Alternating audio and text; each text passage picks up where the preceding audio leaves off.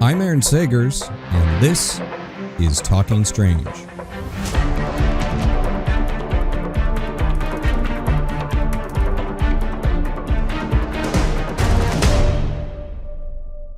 Aloha, spooky nerds, and welcome to Talking Strange, a paranormal pop culture show with the Den of Geek Network, available on Apple Podcasts, Spotify, and YouTube.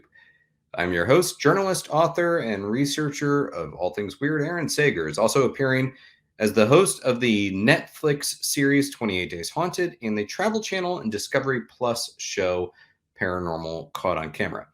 And today we are talking about dolls and haunted dolls and theories surrounding haunted dolls and Robert the Doll, who is, I would say, arguably one of the most famous haunted dolls out there.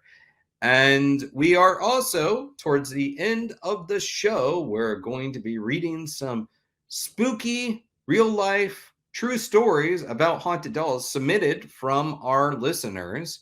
And these listeners, they've been kind of contesting for their own baby Oopsie haunted doll from the Full Moon Features horror franchise. It's a one-to-one replica haunted doll.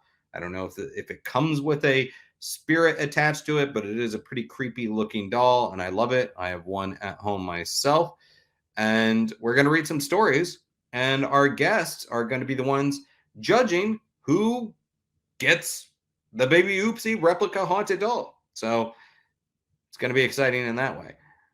So we already have some folks lining up in our comment section for those that are watching us live, and happy to see you guys in there. And I'm excited to bring in these guests. So first up, she has previously been on the Talking Strange show. She is a freelance writer, a religion journalist, and editor. She received a BA in film at Wesleyan University and an MA in film studies from Emory University. Also studied film and theater at Cornell and the University of Paris, and has been studying witchcraft and the occult for over 30 years.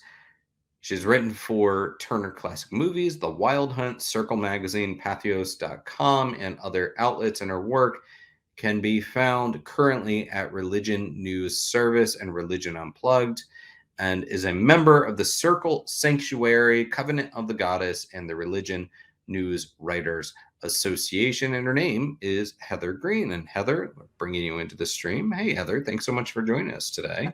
Thanks for having me. I'm very excited to talk about dolls.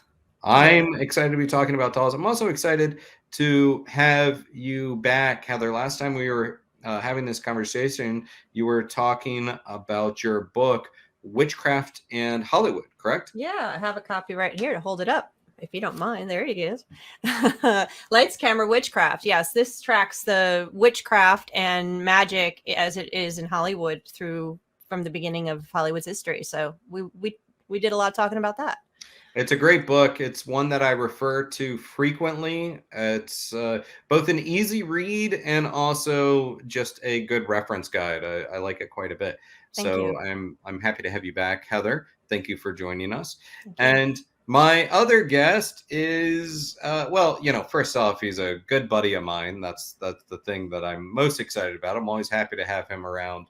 And really someone that in a few short years has become a person that I reach out to often and rely on for all sorts of information when it comes to the paranormal and spooky things, and also Key West, Florida, because he is based out of Key West, Florida. He's an author. He's a producer.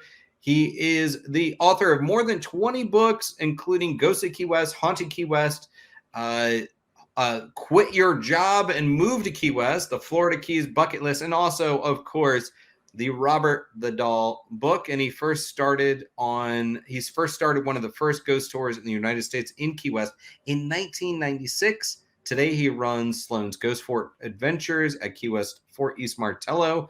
He has conducted extensive research on Robert the Doll and Count Karl von Cosel, which is an entirely separate topic that we could fill an hour and many hours with. And he dedicates his time to unraveling the history behind the greatest mysteries and legends in the Florida Keys. His name is David L. Sloan. David, hey man, good to see you. Great to see you. Great to see you both. Yeah, I'm excited to bring you guys together from your different perspectives, and just very appreciative that you're dedicating your time to this today. I should also, I think I'd be remiss if I didn't also point out that there is a Robert the Doll spiced rum too, right? Not just a yeah. but the rum. And I happen to have a bottle sitting right beside me. Just happen to have a bottle. And it's Robert the Doll's red rum. And we all know what red rum is about. Well, we do know. Under the sunlight, it looks like blood. It's seasoned with traditional spices used in voodoo ceremonies in Key West from the past. I have a bottle of this rum, and I'm not afraid to drink it. It's more like I want to just keep it sealed because it's a bit of a collector's item. So I haven't opened it up yet. So, and there's the risk of possession every time that you drink it. I have experienced a level of possession when I've had some rum before. So depending on the level, I definitely feel like something is one of those. Yeah. So David, I want to start with you. Having written the Robert the Doll book, the definitive Robert the Doll book, we've talked in the past about your exploration and investigation into Robert the Doll, but I was curious about how you first got involved with this story. What was the first kind of entry point for you with Robert the Doll? Because you're not a native conch, you're not originally from Key West, but you have certainly made a footprint in the area with all of the books that you've written about the area. So what was the first entry point with Robert? So I had the fascination with ghosts, quit the corporate job and moved to Key West to start a ghost tour. And I found nothing for a long time, went to the library. They had this treasure trove, a folder in the vaults of newspaper articles from the past, but the different stories. And one that I found was about Ann Otto, the ghost of Ann Otto haunting the Artist House bed and breakfast. And I knocked on the door, and Daryl, the owner, opened the door. And I said, "Hey, I'm starting something called a ghost tour. I'm here to talk to you about your ghost." He goes, "Oh, you want to hear about Robert?" And I said, "No, I want to hear about Ann." He said, "No, you want to hear about Robert." And I said, "No, not really." And then he started talking about this doll. And I thought he was absolutely insane. And then as the story went on, I'm like, this is unbelievable. And he said, "Do you want to see the room where he used to live?" I said, "Yeah." The phone flew off the hook. And this is the old school phones, with the cord, and it extends all the way out and snaps back. And he looked like there was no big deal. He goes, "Yeah, Robert's waiting." And then we go up the stairs. He walks past a bookcase. As I go past, the bookcase opens to stop me. And he says, "Yeah, that's normal." And then we go up into the attic, and it was still decorated with Robert's little chairs and tables. It looked like this creepy kids party about to explode. And the room took on this intense heat. I thought I was going to throw up if I didn't get out of there. And I thanked him for his time. I said, "I've got to go. Thank you." And he told me Robert was at the museum. He still wasn't on display. It took me about a week to get into the museum, to find somebody who would actually bring Robert out. And when I met him, the curator came out holding him like a baby. And she's talking to him. She said, "This is David. He's starting something called a ghost tour, and he wants to take pictures of you." And I'm like, these people in this town, people in Key West are crazy. And then she set him down the table. I took pictures, nothing. And I went to grab his hat to take it off of his head. Bam! He came alive. Same negative heat energy from the attic. And I knew at that moment, I'm like, this is not a joke. This is real. Wow. And you went on to write the book. And then more recently, I know you took part in the Travel Channel shock doc about Robert the Doll. How would you say that Robert has impacted your life, both positively and negatively? Well, I've gone through years of hell because of Robert. And here's the interesting thing. Nobody knew what Robert was. Everybody had the legends. They said, oh, created by an angry servant, created with voodoo, but nobody knew. And when I became obsessed with it, and I don't give myself the credit for this, I give myself credit for showing up. I feel like the story was ready to be told, and it was revealed to me. In the archives, I was able to find a lot about the family, and I was able to piece together parts of the legend. I said, this part fits with this, and this part fits with that. And I found the nanny, and I found a lawsuit she filed. So I pieced all these things, and we were able to find out that Robert was a stife. We were able to find out origins that nobody ever knew.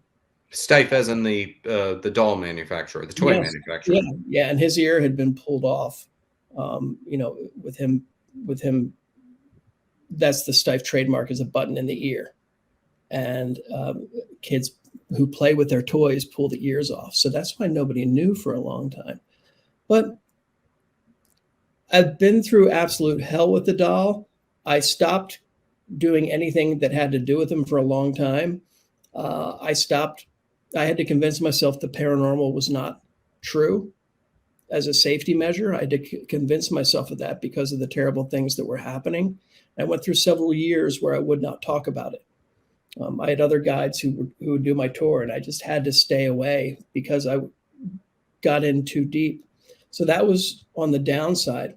But on the positive side, after 26 years researching Robert, I really thought that he might be the reason that I was in Key West. But about 3 years ago, I found out that the haunted fort where he now resides, it's a whole Civil War fort. And I started digging into the Civil War, and I found out that the first David L. Sloan, my great-great-great-grandfather, his Civil War regiment, Pennsylvania 47th Volunteers, helped build that fort. Mm-hmm. Now I almost feel like Robert was secondary, and he was just a vessel to get me to find out about my family history in Key West. Yeah, that isn't it. It's a fascinating story, your family connection to the fort and how you were pulled into the Robert story, almost like he was the entry point, but not the ultimate reason that you were brought into Key West. Heather, from your perspective as an author, an occult researcher, and a journalist, why do you think that so many people, I mean, let's face it, like dolls are some of the most famously haunted or allegedly haunted objects out there. You can buy them on eBay. There's a whole aftermarket of haunted dolls that you can pursue. What is it about dolls that attract us so much that makes it such a popular, allegedly haunted object? I think that's a really interesting question. And I think it goes back to just the nature of the doll. It's a human form. It's something that is so easily transferred fear on because it's human, but it's not human. I think there was a word, one of the folklorists I spoke to when I was doing some research called it the uncanny. I think that's a Freud term, but I like to talk about it more like the object. It's something that is human, but not human. It looks human to us. It's supposed to be human. Children play with it as if it was human. You said that the curator brought Robert out holding it like a baby. So we treat them, even as little kids, as human, but yet they sit there with their smiles in this uncanny way, this way that they're not human. So you wind up with this kind of place that they sit in that's very comfortable in the realm of horror, especially when you talk about movies. It's a very, very good place for us to either project a fear or actually experience something like with Robert and other ones. Annabelle, another one, famous one. So I think that's the reason they have that sort of uncanny feeling, that fear. Is it real? Is it human? Is it not human? We don't know. And a lot of the monsters we see that are the most fearsome are similar. They're human yet not human. Think of the vampire, the Frankenstein figure, and numerous other ones. Werewolves. They're human but not human, and that's what's horrifying. Yeah. And I'm going to follow up with that. But first, David, my question to you is that there are a lot of haunted dolls out there, and some have become more famous than others. But how do you view Robert as different than some other famously haunted dolls that are out there that are part of pop culture? I think with a lot of dolls out there, a lot of haunted dolls or even supposedly haunted dolls, most of them are associated with one spirit. And the thing with Robert is there are multiple spirits. And when you look historically, Robert's the oldest haunted doll out there. Somebody else can come up and they can say, hey, I have a doll that dates back to 1832 and it's haunted. But the provenance on the story doesn't start, until recently. But with Robert the doll, we have documentation that goes back before ghost TV shows were popular, before people had a great to create a haunted doll. So history back much further. The things associated with it are pretty much have paved the pathway for behavior of a lot of haunted dolls. And he's got multiple entities within him. So it's not just this one spirit. When Cindy Kaza was down with the Discovery Channel, picked up on what many people have thought before, that there are multiple entities, but she took it a step further and she said, there's a portal inside of him. And she believes that this voodoo spell that placed the spirit in him in the first place actually put a portal in. And there's multiple entities. And what it boils down to is there's the child spirit, the child who died that we tracked down historically. You didn't say, yes, this child died, and the person possessing the doll. And you've got all these other spirits who are protecting that child, but they're not necessarily the good ones. So when the child feels that it's been disrespected, it's almost like it marks whoever's disrespectful. And then these other entities come out and follow them home and create the living hell. So and that's why you can have multiple people cursed by Robert at the same time. You're dealing with the 300. I mean, something with Robert that I do like from a journalistic perspective is there is a chain of custody and these documented reports. Whether people believe or not, that's okay. That's up to them and the haunting element of it. But the stories have existed for a long time. Robert, what is the earliest kind of story of haunting that you've been able to track down connected with Robert? I've talked to people who grew up here who in the 1950s would walk and talk about seeing Robert up in the window, and they'd say that was the haunted house, and they'd cross the street to stay away. So we have things like that. But going back to 1904, when Jean was just 4 years old, I found on the paper talking about a dog show that was held in town. That's what they do in Key West, you have dog shows. And Jean showed up with his dog, whose name was Tej. He showed up with him in a doll carriage. So that's the first reference I find of him as a young boy having an interest in dolls. So you have the things like that. And then we have the other historic documents with Emmeline Abbott. I tracked her down as the servant for the Otto family. And in 1900, she shows no children. 1910 census, she shows no children living, one child dead. Mm-hmm. That's the time period that Robert arrived. And it makes sense for this child spirit inhabiting the doll. So you have documents that fit the story going back to from the time Jean was very, very young. And then they really started picking up steam. It seems like the Ottos were private to a degree, and on the island, people keep secrets amongst islanders. But after Jean died, the stories really started going around. So that goes back to 1974. Mm. That's when he died, 74? Yeah.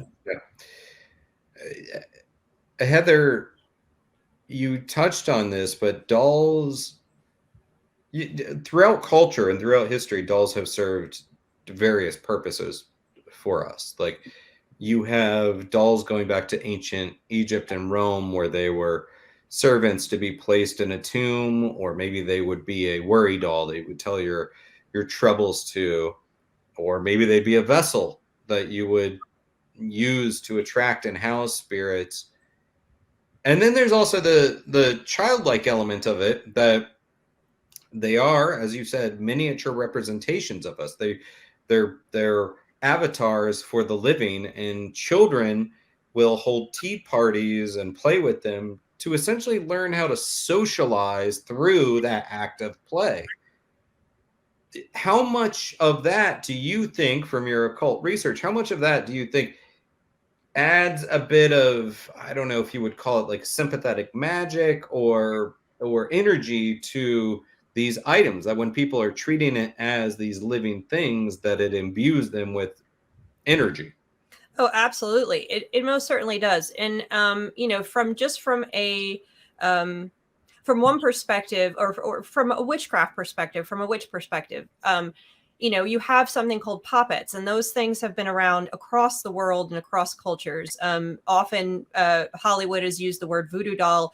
Voodoo, the religious practice, is not the only religious magical practice that uses this form of magic, which is very much sympathetic magic. They're usually in puppets, whether it's from voodoo or it's from other forms of witchcraft, from wherever in the world. You'll add pieces of the likeness of a person, a bit of hair, to create that sympathetic magic. So that's direct. That's from a witchcraft perspective. But if you're talking more from a play perspective, and you're, and in my belief system is that everything we touch and use, the more we use it, the more we imbue it with our own energy and spirit, the more we imbue it. And people feel that when you give a gift with love. The gift you make, we say, if you make it, the gift is more, contains the energy of the person that made the gift. The food we make for our families contains the energy that we put in. We believe this in the occult world. In witchcraft, most certainly believe that. And it also is an animistic almost type belief that there's energy everywhere. So this can be imbued. So when the little child plays with the doll over the years, decade goes by, they have the doll in their room, they are attaching themselves to it. They're putting their energy into it. They're creating attachment. And then the legacy goes on, and the doll has that. Is that what animates it? Not necessarily, but that is important part of the program overall. What I'm fascinated about with your research, Heather, is that I think a lot of times with Western culture in particular, and this is what I grew up with, is that when we get old, a child will put away its childish things, or a parent will discard those childish things. So discarding those dolls, those toys.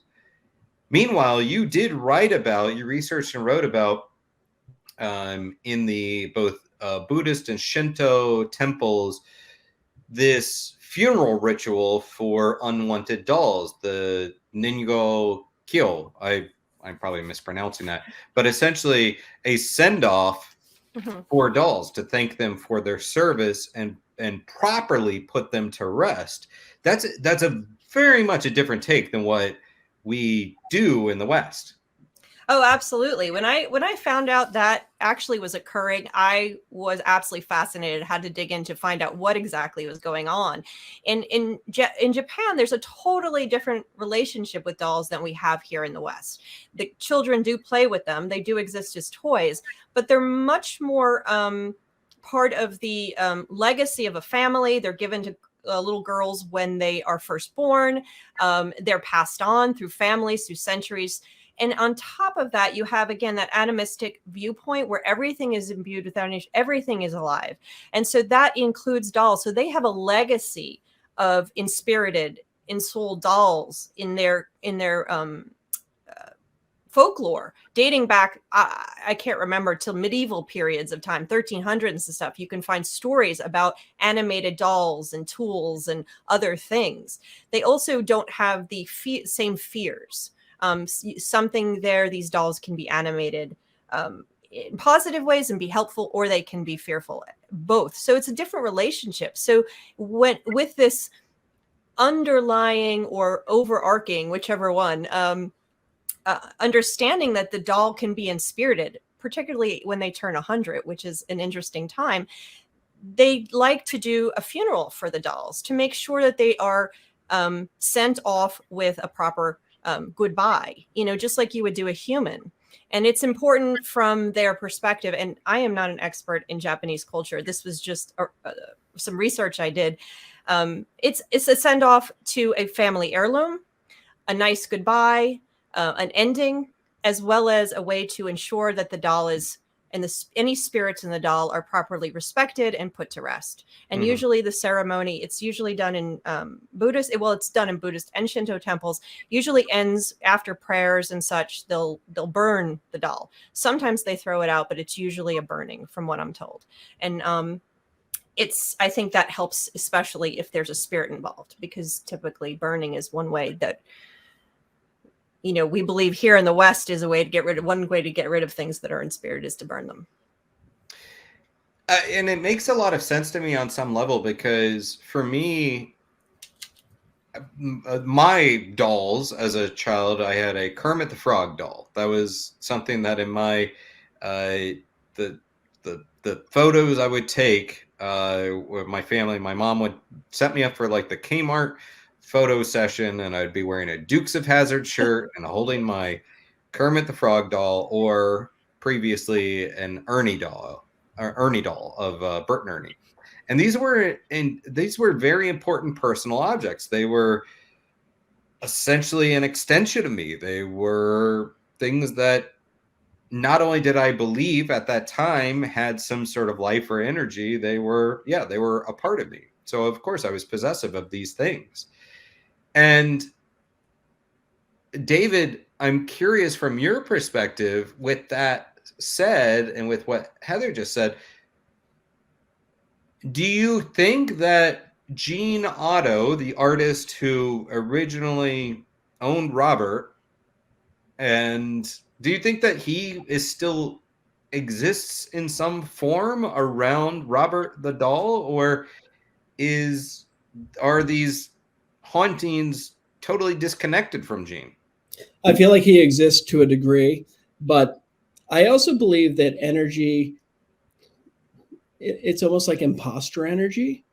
I think when we're devoting energy to an object, be that Robert the doll, be it a Kermit the Frog doll, I think if we start imposing energy on it and expecting something, I think whatever spirits are around or whatever energy is around will gravitate towards where it's being fed. And my belief is, okay, so as humans, we eat a sandwich when we need energy. Spirits don't have that opportunity. So they get their energy from our thoughts and our intentions and our fear and our happiness and our reactions. So I kind of think when there's a ghost anywhere, be it in a doll or what, I don't think it's necessarily who we think it is. I think it can be whatever spirit's around.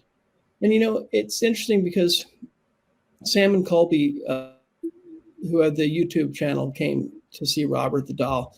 And they did some things where they talked about by looking at a picture of Robert the doll, you can become possessed. And I've never believed that. Some people can't look at the picture. I've never thought he traveled through pictures. But we've been inundated with emails or messages from people saying, please apologize to Robert for me. I'm sick. I'm going through all this stuff. Now, some of that might be suggestive, but it's happening to such a great degree that I can't help but think that there's spirits around these people. And when they see that opportunity for energy, they step in and say, I'll be Robert the doll. Yeah, Heather, respond to that. Yeah, I think, well, the first thing I think that is I agree with you, David, is that if just because the creator did imbue it with energy when he created it, but that doesn't necessarily mean he's the spirit that is in the doll. I don't think that's necessarily true. That could happen. So we're talking about two different things. You have the puppet, the type of doll that's a puppet that's most certainly directly made and created for sympathetic magic in some way. That's gonna involve a direct connection to the person that is you're either healing or hexing or whatever you're doing with the doll. Then you have what we're talking about, these dolls, they become vessels. That's different when a spirit finds a vessel. And they could be anything.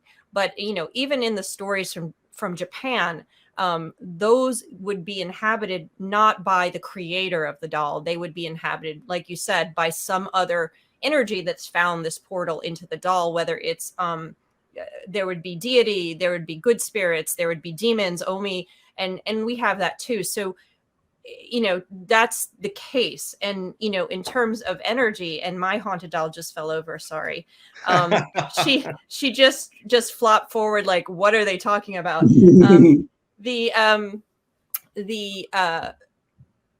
The idea that spirits are attracted to the energy, absolutely. Well, energy attracts energy, and we know that in so many different forms. Your happiness attracts happiness. It's can be seen on that. When you smile, everybody smiles with you.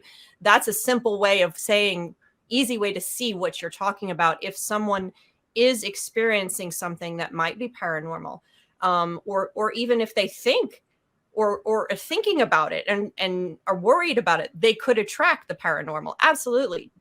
Most certainly. That's how I'm understanding what you're saying, David. Is that correct? And I do think that happens, but I do also think in some cases it may be purely subjective as well. The fear of something can do amazing things to us without the help of spirits. It's hard to tell.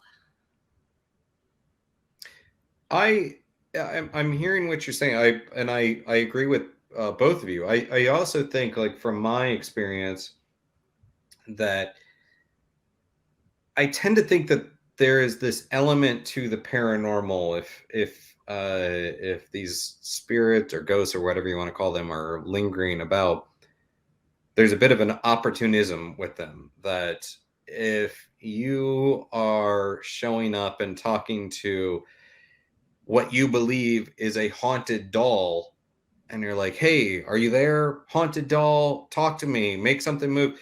That maybe if someone is craving communication, they're going to respond and be like, yeah, I'll be a haunted doll for now, or I'll be the ghost of the little kid right now, because I'm just like, I want to talk to someone right now. So here I am.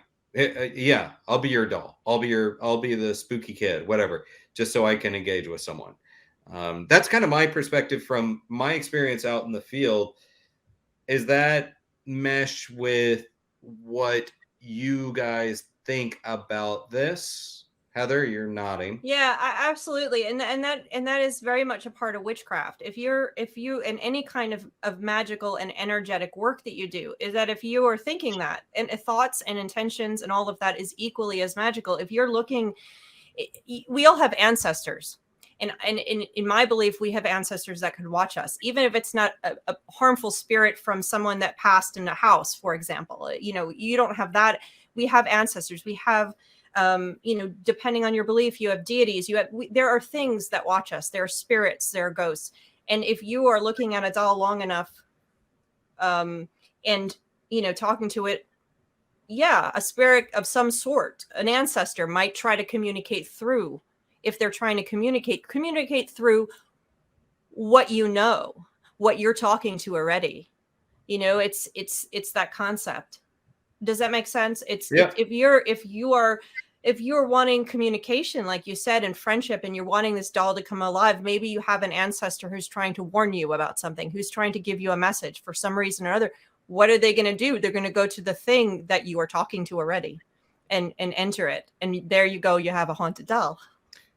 Yeah, I theorize that it even extends to just the rando hitchhiking ghost or whatever that might be passing through, that's like wants to engage in some sort of conversation and wants to respond to someone asking questions. And I don't think that that's a malevolent thing. I think it's just a, hey, yeah, I'm on this party line. I want to chat.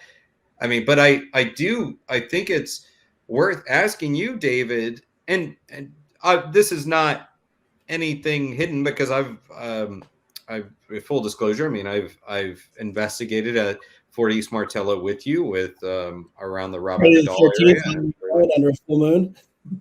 Yeah, well, yeah, just to repeat, yeah, I would say that we did a Halloween night, full moon, blue moon, Friday the 13th seance with Robert the Doll and a Ouija board seance. So I think we ticked all the boxes with We that covered a lot in there. Yeah. People write these letters saying, please forgive me, Robert. I'm so sorry, Robert. And he's taken on this doll. It has taken on this object of malevolence, of epitome of a curse. And I'm curious, do you think that the doll itself is evil? Do you think people should be writing in and saying, I'm so sorry, please forgive me, doll, for taking a picture of you without asking for permission, and et cetera, et cetera? I think you know where I'm going with this. Yeah, I have no doubt that disrespectful to the doll have issues. Now, he's received close to 10,000 letters, last count that I heard. I don't believe every single one of them is stuff that Robert did. You know, you get people saying, hey, I lost my luggage. People lose their luggage every day. But when you see 5 or 6 letters where people were struck by lightning, when you see 7 or 8 letters where people found dead deer on their yard or hit a deer shortly after disrespecting Robert, it makes you start to question things. And a lot of these things stop after they apologize to Robert. Now, it goes back to multiple entities. I think the true spirit in Robert is an innocent child. And you get children who come to the fort. Some people go up there thinking, oh, it's an evil doll. And then they might be a little disappointed because nothing evil happens. But then you get these kids who will go up expecting an evil doll, and they look at him and say, I love you, Robert. Especially children with autism. And you get these people send not just the negative ones saying, remove my curse. You get people sending letters saying, you're my best friend, Robert. I love you, Robert. I wish I could take you home with me, Robert. So I think it can be a case of we get what we're looking for, which is something you mentioned earlier. I think the more innocent people get good out of Robert who want good out of Robert. People who show up who are disrespectful. There was a drunk lady one night. She flipped Robert off. She was mouthing off to him, you're nothing but a stupid rag doll. He threw his stuffed lion at her. And he's in a case. This isn't something that would just happen. The next day, the museum had to go through the procedures to disarm him and undo the case and pick that up. So you see these reactions when people are jackasses. And a lot of people come in and worry, I don't want to mess him up. I don't want to be cursed. And I tell them, listen, first off, I tell them don't ask permission. One of the biggest myths about Robert is you better ask permission. I think, and I believe Heather will agree with this, you don't ask permission, that's inviting something in. It's about respect with Robert. And if you go in there with disrespect of any form, yeah, you're asking for a problem. But if you just go in with good intentions, if you treat Robert like you treat a human, if you're a good human and you treat a human like that, then you're gonna be fine. But I think we all know when our behavior is right and wrong. And I almost feel like Robert and the spirits within him they're a gauge. They're kind of a gauge. Hey, how good of a human are you? Yeah, well, it's poking the bear, right? It's disrespect and provocation in any situation doesn't tend to lead to good things. And whether you're dealing with a wild animal or an unexplained force or whatever, or just a person on the street, that you tend to get farther when you're showing respect and not trying to stir up trouble, as opposed to the opposite. But Heather, was there anything about what David just said that you wanted to respond to? Yeah, I think that goes for in any paranormal circumstance, any spirits, any work you do in the occult, you're dealing with spirits, ancestors, anything. Respect is the key word. Like, I think that is the most important thing to understand when you're dealing with it. If you don't know if the doll is haunted, you suspect it is, approach with respect. I approach the dolls I have, and I have over 100 dolls I own. Being a lover of dolls, I respect them all because, in the back when did my research on Japan, one of the ways to ensure you don't know if your doll is going to become inspirited, you don't know if it'll become that vessel, so you treat it with respect even when it's not. So that way, when it does, it will help you rather than hinder you. It will help you rather than harm you. So respect seems to be what you find across the board when dealing with dolls and magic in general. When you're doing puppets, it's the same thing. It's the respect for that energy that you're working, the magic you're working, and I think that goes across. So I think that's the key thing. I like hearing that about Robert. Well, David, do you think, though, that the attention given to Robert, especially when it's negative attention or feeding this notion of a curse or malevolence, and let's face it, like, that's sexy TV. That's what sells. Like, it's what people want to see. That's if there's a blockbuster movie about Robert the doll, it's going to be focusing on Robert the evil demon doll, not the misunderstood doll. So do you think, with all of that energy and attention placed upon him and towards him, is it in effect stirring up negativity connected with that doll? Without doubt. A long time ago, somebody made up the story that Robert was the inspiration for Chucky. And he's not. The creator of the Chucky movies has come out and said that's based on the My Buddy doll and blatant consumerism. Yeah. But the story won't die because it's such a good story. And there have been several productions that have come down here wanting to tell the true story of Robert the doll. When I tell them the true story, they're like, well, we want to include this story. What about the girl that he strangled and suffocated? No 10-year-old girl ever lived there. Well, can you just tell us that she did for the story? So there's a lot of that. And so to date, you have never seen the true story of Robert the doll presented on television or anywhere, as much as people want to say that, because they do know that the fear is what sells and the horror is what sells. And the actual story of Robert, to me, it's more fascinating than these cheap, he killed a 10-year-old girl. The fact that there's multiple entities there, bad things are happening to people all over, but nobody ever wants to talk about this innocent child that's trapped in the doll. Okay? I mean, nobody wants to give attention. And I almost feel, I'll call myself a doll tender, and me and the guides are doll tenders. We're not tending to the dark Robert. We're there trying to nurture the young spirit. And every tour we tell that story, and we tell people, take pictures of Robert. Don't ask permission, but don't focus. Don't feed, these dark energies. Feed the child, because that's the one who needs it. So you do think there's a young child spirit? Without doubt. It's the daughter of Emmeline Abbott. So Robert is actually a Bahamian girl. The true spirit, and I have no doubt about that. I bought a book of Bahamian history, and before the tour, many nights I'll open up a random chapter, and I'll read a paragraph or two, and I'll say, "Hey, Robert, this is where your parents were from. Here's a little bit about their place." When I set up the chairs in his room at night, I'll teach him how to count in Spanish, because that's what I knew. And then, being a German doll, I attempted that too, where I learned a little bit of German. And yeah. So I'll try to do things to nurture, because figure if you're a child trapped in a doll and all day you get people coming up, giving the same looks, thinking the same thing, it's not going to help you grow.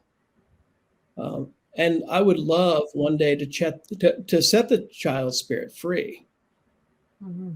A lot of people think that the child spirit is actually stopping all of the dark ones from coming out of the portal, but I think they're already out. I think there's a symbiotic relationship to a degree, but I wish more people would go up there and nourish that child spirit, so maybe we can get this innocent child to move on.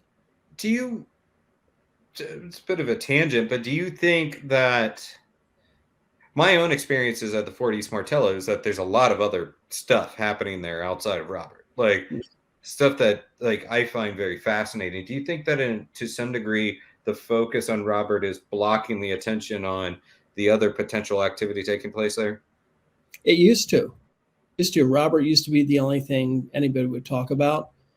Since we've started doing tours up there, we let people do the VIP where they get to go around on their own, and we point out all the haunted hotspots and give them equipment so they do their own investigations. And what I love about this, people have regular contact with Civil War soldiers who died of yellow fever there. And, the name Jacob is coming up all the time. I mean, I'm not talking it's happened once or twice. It's happened 20 or 30 or 40 or 50 times. So I feel like we're giving these other spirits the energy they deserve. There's children out by an old dollhouse, even though no children died at the fort. I think they were attached to that artifact when it came in. It's hard to say, but by letting people investigate other things, and I find when people do the VIP, most of them don't stay around Robert. They usually go off to the other areas. And one of the things we like to do, we want to give them energy. My thing's never to keep a spirit around. I want them to leave. If we can get them to leave. And I think energy is the way to do that. And that's always what I hope to do. Well, I think you and I have spoken that, Robert is fascinating, but man, that raft at the Fort East Martello is still like, that gets me. And then there's some other spots over there in that museum that's the stuff that pulls me in and creeps me out.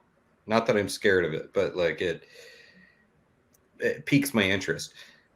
Heather, from your perspective, there's obviously this whole buyer's market out there of haunted dolls. And maybe it's just someone picking up a random Cabbage Patch doll that they found at a thrift shop or whatever, and now they're saying it's haunted.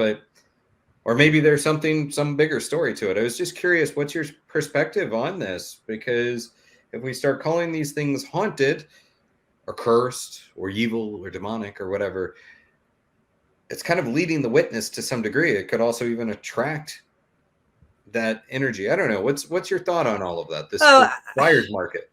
Yeah, I was looking at it recently, just out of curiosity, before we spoke, ironically, and I tend to be very skeptical, to be honest. I tend to look at those and think, okay, it's so easy to scam people, especially with the internet purchasing. So, yeah, I think a lot of that, you take a doll that some child has beaten up. Some of the dolls I've restored looked haunted, so to speak. The kids just beat the dolls up. You put them up on eBay, you say they're haunted, someone buys them because we love to be fearful of haunted dolls. We love that. So to get one and to either use it for a party, a Halloween party, to use it for to scare somebody, so I think a lot of it's scammy. I don't think all of these dolls out there are haunted, and I think it's people buyer beware. But I think, like both of you said earlier, that if you wish for something long enough, it may just happen. And then you better beware, because you don't know what type of spirit could take up residence in your doll. And that's where it gets dangerous. From a spirit perspective, you could wind up with a very sweet child, as Robert did. Or you could wind up with multiple spirits or ancestors or harmful demons, as they called them in Japan, or just harmful spirits that are angry. So, I would say buyer beware. You might get a dud. Most likely will get a dud, but you also may get a dud that eventually brings something, and you don't know what that is if you're not careful, and you don't know what you're doing, how to deal with it if it's a problem. Yeah, be careful what you wish for.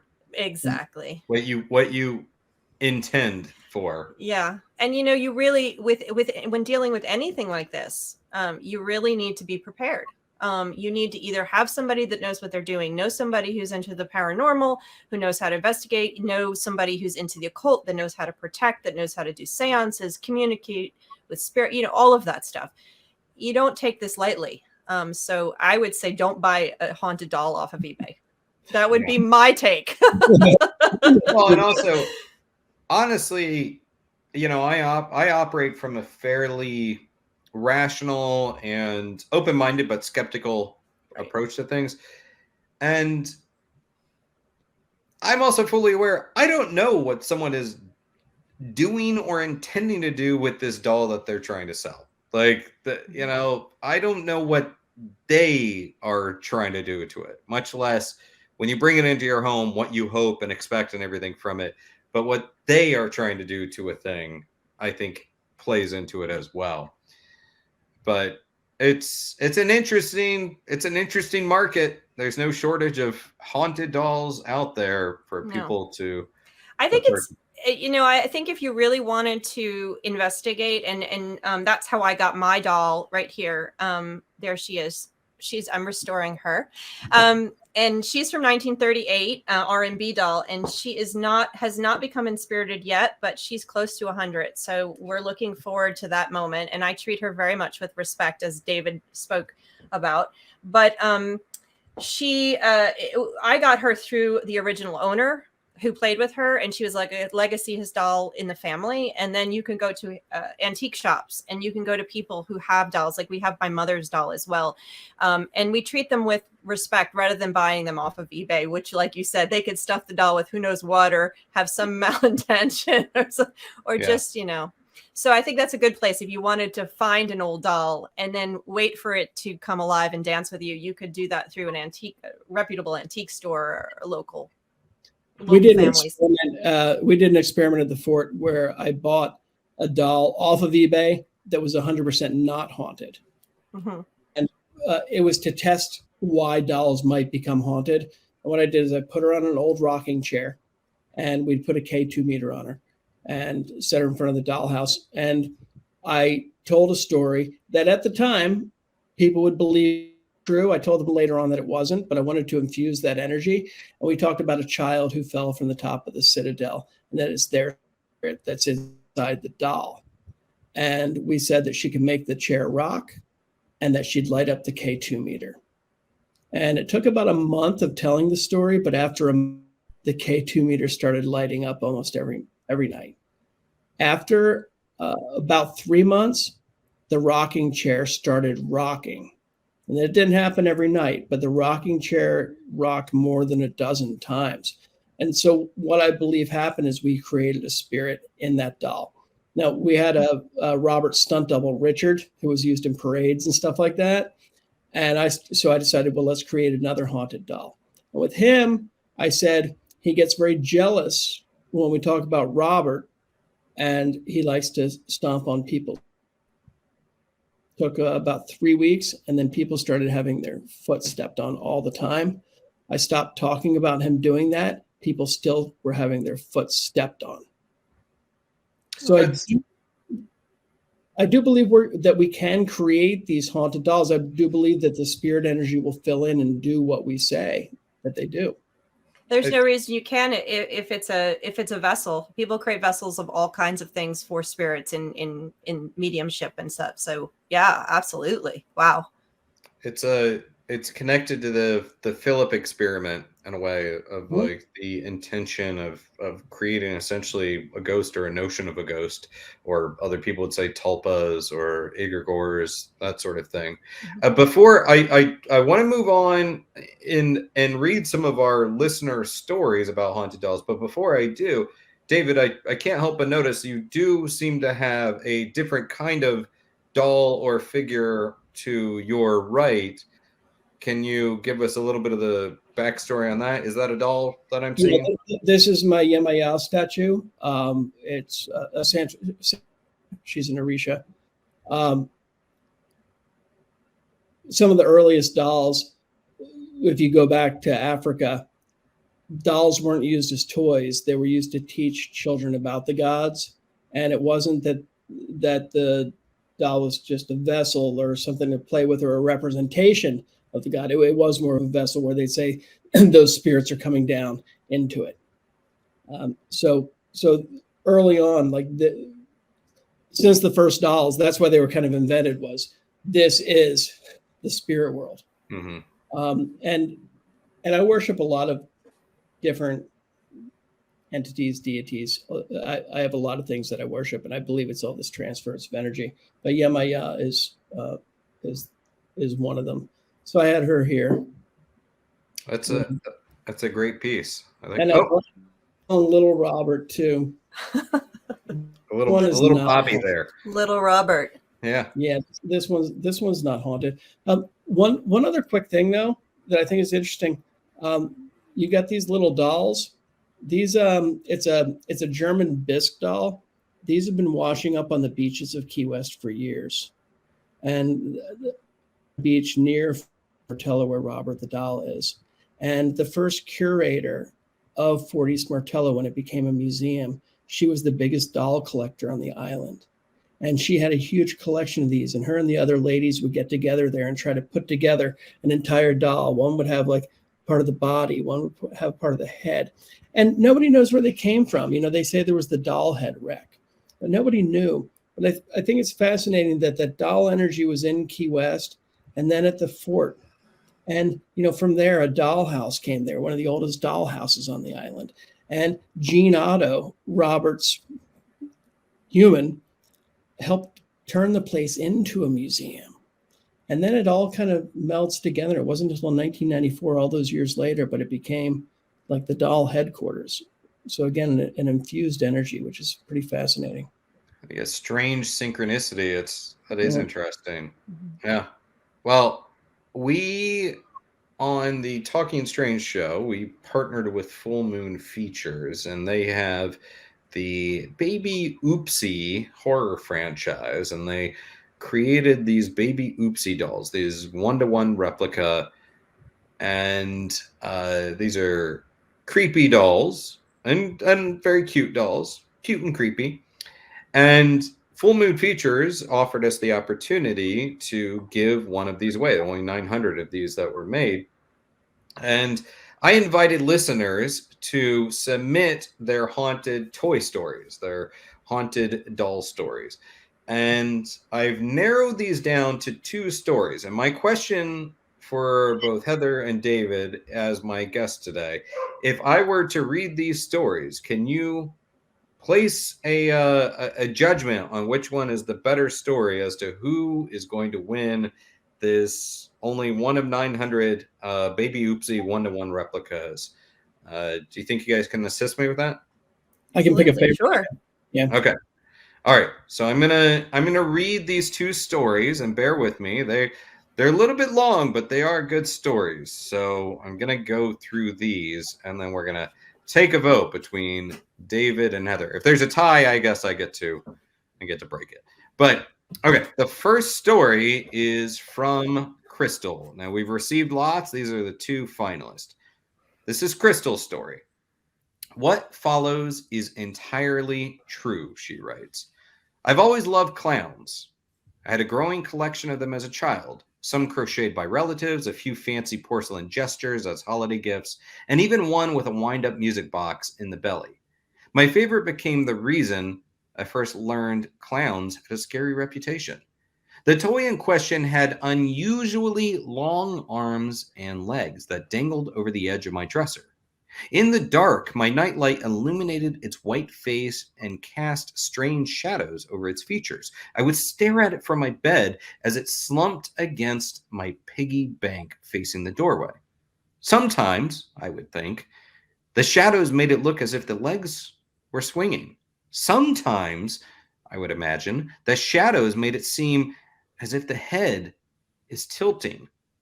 And then I would close my eyes and cover my head with a blanket. I loved my clown, but at night it seemed different. At night, it moved. I would wake in the morning to find the clown in unusual places, seated at my play table as if ready for a tea party, propped against my toy shopping basket, casually waiting for me to wake, resting over my favorite baby doll's head, perhaps helping it play peekaboo, although it looked as if it were smothering the poor baby. I would always put the clown back in its home on my dresser, but an uneasy feeling was growing inside me. There was something wrong. When I woke during the night to find the clown at the foot of my bed, I stuffed it in a corner out of sight and told it to stay there. And for a while, it did. One morning, my father found the clown on the floor between my dresser and the closet. I was afraid to tell him why it was there. I was trying to be a big girl, so I should not be afraid of silly things. It must have fallen, he said. The clown found a new home atop the shelf on the back of my bright red car bed, its legs lazily drooping over the edge and swaying above my head. I didn't sleep for days. Watching those feet seemed to give alternating little kicks that could not be explained by any other force. After nightfall, being around this clown did not feel safe. Then one night, the clown sat still. I stared up at the unmoving shoes and realized how stupid I was to be afraid of a toy, especially one that was special to me. For the first time since it was placed atop my bed, I actually began to drift off to sleep. I even felt a little proud, a little mature, overcoming such a silly fear, until I heard it. There was a soft, padded thump above me, followed by a whisper of sliding fabric. I opened my eyes to see the legs had shifted, and a hand hung down at the end of a thin arm. It ticked back and forth, giving an airy wave, the cloth of the arm whooshing against the shelf with each swing. This time I couldn't pretend to be a big girl. I quickly rolled to the side of the bed, furthest from the clown, and climbed over the short rail of the car-shaped frame, rushing down the hallway towards my parents' door without looking back. I was certain it would be slinking along behind me, crawling on all fours. My heart was racing, my eyes stung as I held back tears. They would think I was crazy. They would send me right back to bed. They would flick on the light. The clown would somehow be sitting upright on the shelf as if nothing had happened. And my dad would tuck me in super tight like usual, unknowingly leaving me to be murdered in my sleep. Quietly opened the door and cleared my throat, whisper pleading to climb into their bed because I felt sick, a stomach ache, a sore throat, a headache. Please, could I stay with them? And I stared at the ceiling while I cuddled between them, too terrified to look towards the hallway. The next morning, when I was brave enough to enter my bedroom, I found the clown on my pillow. For the first time in daylight, the head tilted ever so slightly. I moved the other curly-haired dolls with shining eyes and brightly colored clothing off of my toy box and put the strange long-limbed clown inside. Carefully, I placed a few other heavier toys on top of the lid, just in case. Then I gathered all of my courage to alert an adult. It is staring at me, I told my parents, and it moves. If I fall asleep, I'm afraid it might kill me. Any fear I had of being dismissed as childish was soon gone, as my mom was quick to lend her own suspicions. All clowns are a little creepy, but this one is especially strange, she said. The way it doesn't quite smile. I'm glad it's not on a dresser anymore. Watching me in the hallway, she shuddered. Mom shared her own irrational fear that those long arms and legs were all too easy to imagine strangling someone. My parents agreed to get rid of the doll, which should be where the story ends. But this contest has unearthed some other strange recollections. First, while we all remember the clown having those excessively long limbs and being present in my bedroom for a number of years before the eventual disposal, there is no photographic evidence of this specific doll in any of my childhood photos. So I reached out to other relatives who remembered the creepy clown. All of us have the same basic description: legs and arms long enough to wrap around my tiny neck at least once. So that has to be true. The specifics differ after that. It had purple diamond patterns on the fabric. No, with primary colored stripes. No, one solid blue and one solid yellow leg. No, it was white silk jester jumpsuit. The shoes were a red, soft patent leather. No, they were a hard yellow plastic. No, they were white cloth feet. No, they were fragile ceramics with painted toes. Everyone agrees. It made them feel uneasy from the start, and no one wanted to ruin my love of clowns by saying so. We spent the last few days trying to locate a similar clown online, to no avail. And in questioning my parents, I learned they never donated the clown as planned. Each assumed the other had taken it from my room and gotten rid of it. And I thought they had thrown it away when it was no longer in my toy box. It just vanished. Perhaps my other, more loyal toys had a hand in its disappearance. So that's one story. That's the story from Crystal. It's a pretty good story. I like that. That's creepy. That's creepy. You guys, can you handle one more story? Not showing up pictures anywhere. That's so. Yeah. Can you handle one more story and then we'll make a judgment? Yes. Yeah. Okay. All right. Now this story is from Tara. Now Tara writes, many years ago, I planned a quick one-night trip to the Oregon coast with longtime friends and our kids. I found an unassuming little beach house not far from the ocean, and something about it appealed to me. So I booked it, and a week later, we were off. After a day of travel adventures, we settled into our rental house for the night. A quick tour of the place revealed that the bedrooms were all upstairs, and I needed to decide who was sleeping where. My friends were taking the pull-out couch downstairs, so I headed on up. At the top of the stairs was a room that was intended to be the main bedroom, and I placed my bag in there. Turning my attention back to the hall, I had a couple of doors to choose from. One turned out to be a bathroom, but behind the other, I discovered another stairwell.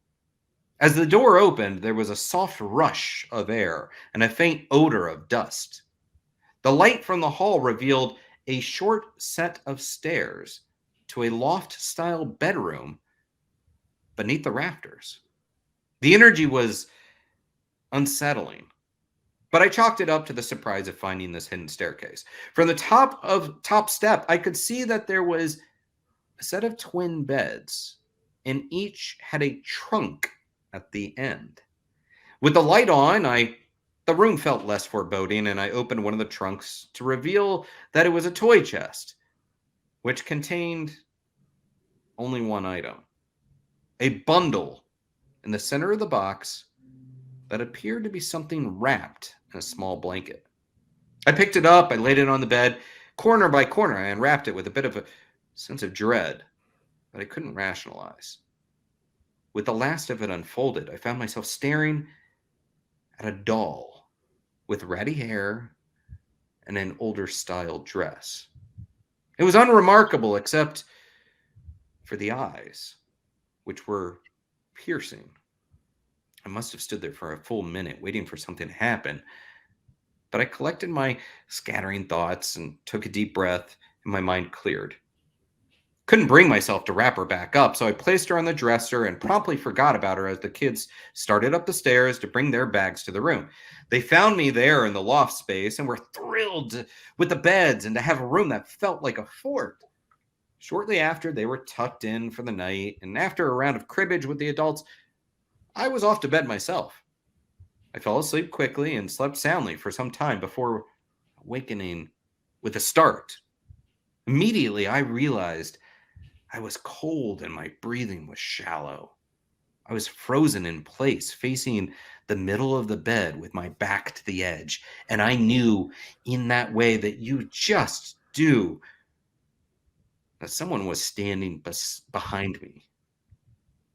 As I tried to steady myself and muster the courage to roll over, I heard a little girl's voice right by my ear say, "I never sleep here."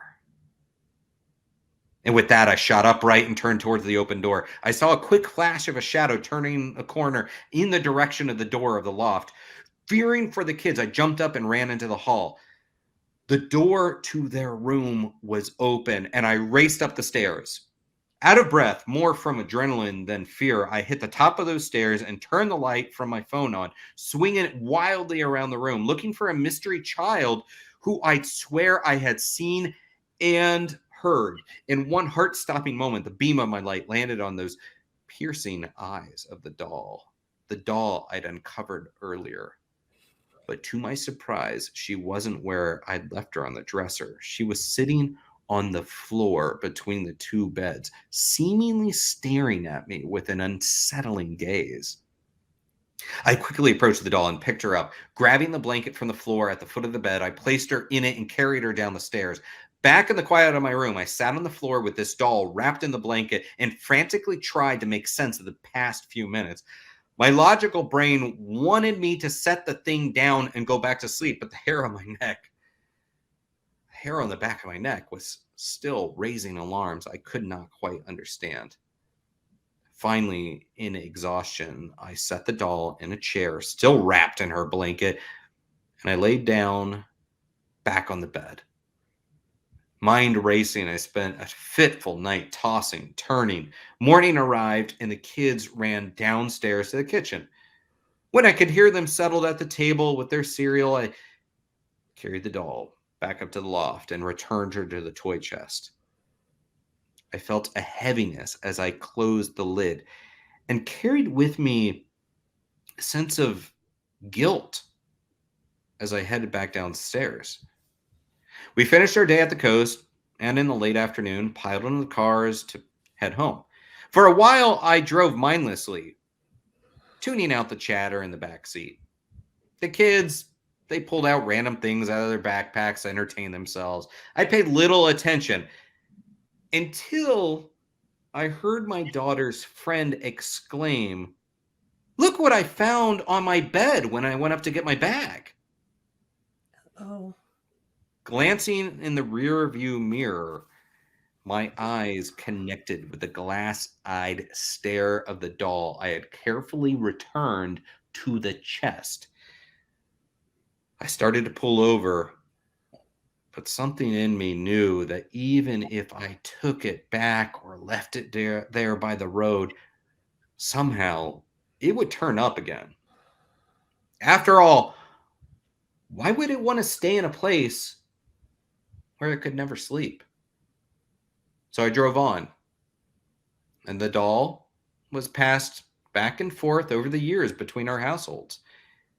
Never again did it turn up where it shouldn't have, and I never felt any sense of fear around it. I like to think it's because whatever spirit that had attached to it could finally be at rest.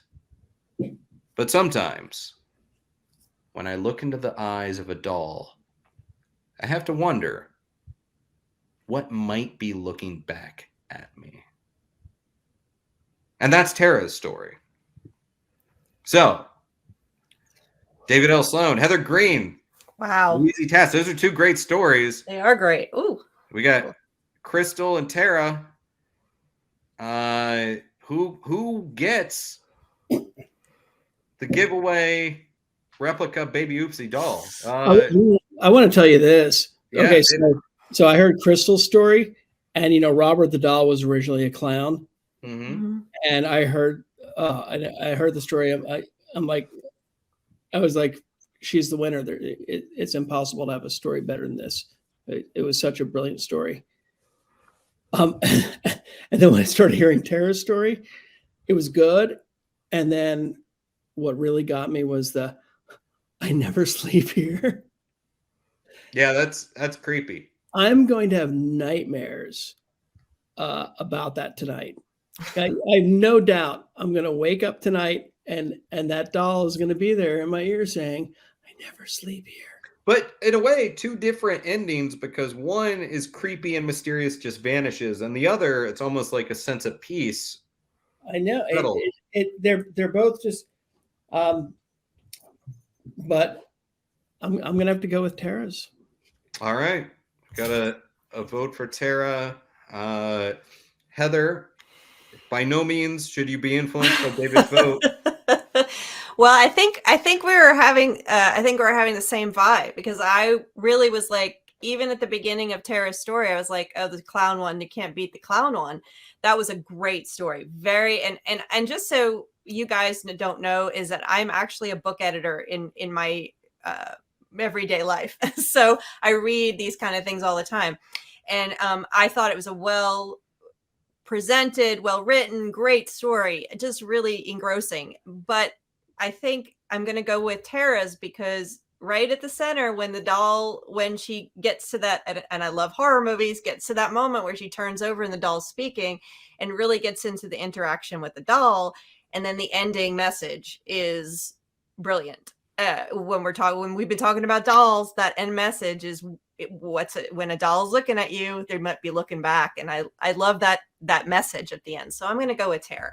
All right, then. Well, they were both excellently written. There was a lot of great submissions, both Crystal and Tara.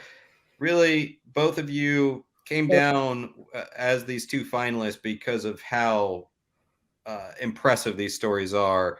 And you both tell me these are true stories. I really hope, scary, but I really hope they're both true. And they're well-written stories.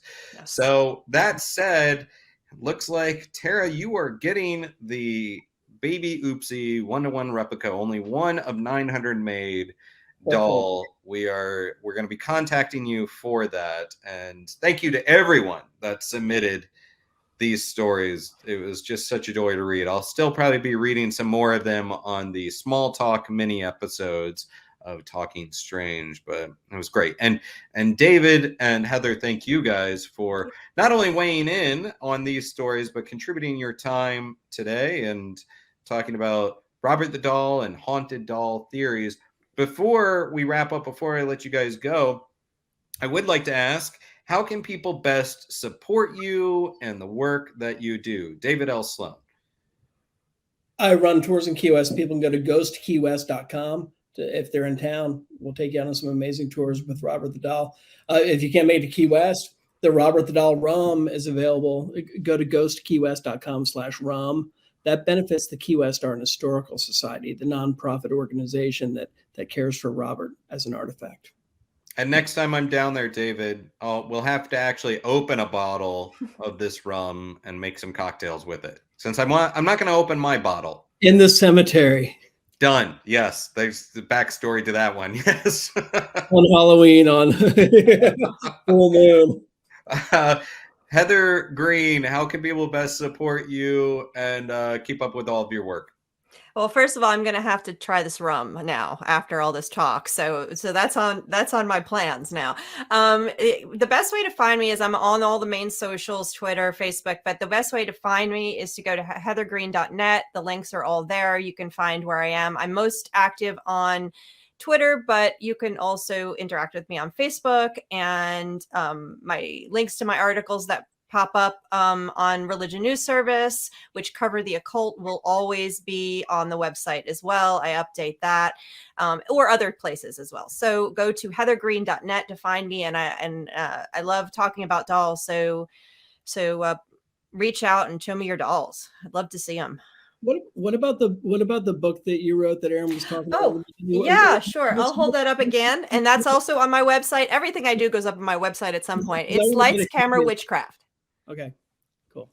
And yes, let me just say that both my guests today, both David and Heather, we're talking about haunted dolls, but they are both accomplished authors and researchers in all manner of history and occult research and paranormal research and ghost stories all together. Like, just really great people that the reason I bring people back onto the show is that I like talking to folks that just really impress me and really inspire me. And that is certainly the case for both David and Heather. So my name is Aaron Sagers, and my guests are Heather Greene and David L. Sloan, and this has been Talking Strange. And if you have stories you'd like to share of the strange and unusual, email us at talkingstrange@denofgeek.com. And until next time, please be kind, stay spooky, and keep it weird.